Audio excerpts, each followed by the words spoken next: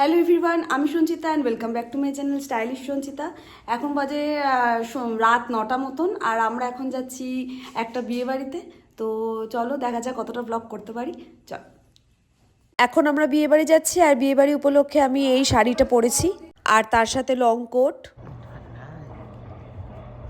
এই যে আমাদের টাউনশিপে শপিং কমপ্লেক্সের ওপরে এরকম সাজানো হয়েছে সুন্দর করে। আর আমরা এখন মাঠ দিয়ে যাচ্ছি এই শপিং কমপ্লেক্সের দিকে। মা, তোমার প্রথম বিয়েবাড়ি আবার টাউনশিপে এসে, আমারও প্রথম বিয়েবাড়ি টাউনশিপে এসে। আর এইটা মনে হয় আমার লাইফের ফার্স্ট বিয়েবাড়ি যেখানে আমি সোয়েটার পরে এসেছি। এত ঠান্ডা এখানে, আমি আর রিস্ক নিলাম না সোয়েটার না পরার। আর প্রোগ্রামটা হচ্ছে আমাদের কমিউনিটি হলে, আর আজকে রিসেপশন। সামনেটা এরকম রেড কার্পেট দিয়ে সাজানো হয়েছে। সুপ্রতিম সোনাকে নিয়ে সিঁড়ি দিয়ে ওপরে উঠছে, আর আমি আর মা এখন লিফটে করে যাচ্ছি।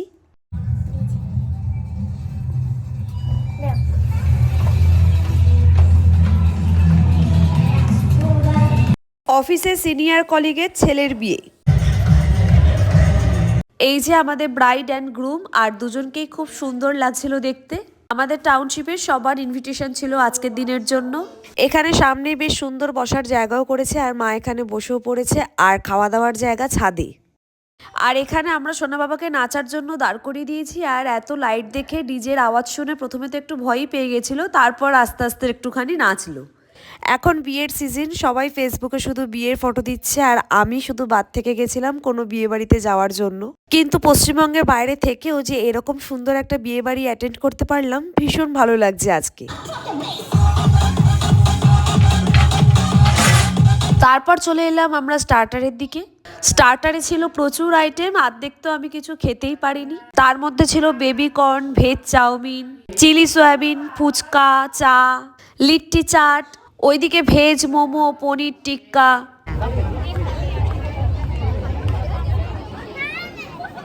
এই তিনটে জিনিসই আমি নিয়েছি, আর কিছু নিতে পারিনি।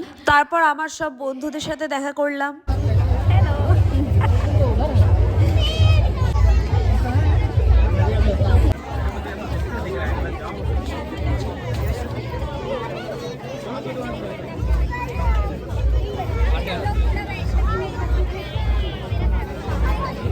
আর এই দিকটা করা হচ্ছিল পনির টিক্কা, ভেজ মোমো। আর যেহেতু ওয়েস্ট বেঙ্গলের বাইরে, আজকের মেনুতে কিন্তু কোনো ননভেজ নেই, পুরোটাই ভেজ। আর আমি পনির টিক্কার এখানে এসে দেখি প্রচুর লাইন, তাই নিতে পারিনি। আর এখান থেকে আমি একটুখানি ভেজ মোমো নিয়ে নিয়েছি আমার আর মায়ের জন্য। শীতকাল, আর এই গরম গরম ভেজ মোমো খেতে কিন্তু বেশ ভালোই লাগলো।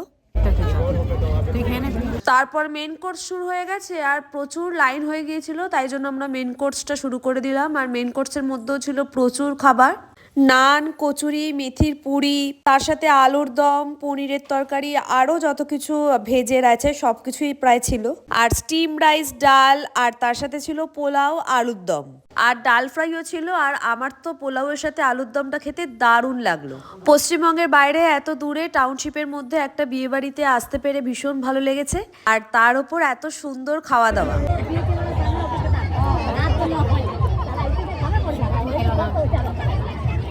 খেতে বসেছি, আর আমার বন্ধু বলল যে চাটা আর ফুচকাটা খুব ভালো হয়েছে, তাই খাওয়া দাওয়া কমপ্লিট করে এসেছি 1 কাপ চা খেতে, আর একটা ফুচকাও টেস্ট করলাম।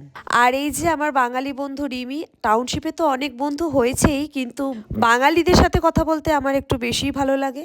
কারণ সত্যি কথা বলতে হিন্দিটা আমি একদম বলতে পারি না, মনে মনে ট্রান্সলেট করতে করতেই সময় শেষ হয়ে যায়, তাই আমি বেশিরভাগ সময় চুপ থাকি। সবশেষে আমি আর সুপ্রতিম একটুখানি ফটো তোলার সময় পেয়েছি, আর সুযোগও পেয়েছি। আর এই পাশে দেখি এখন একটুখানি নাচানাচি চলছে।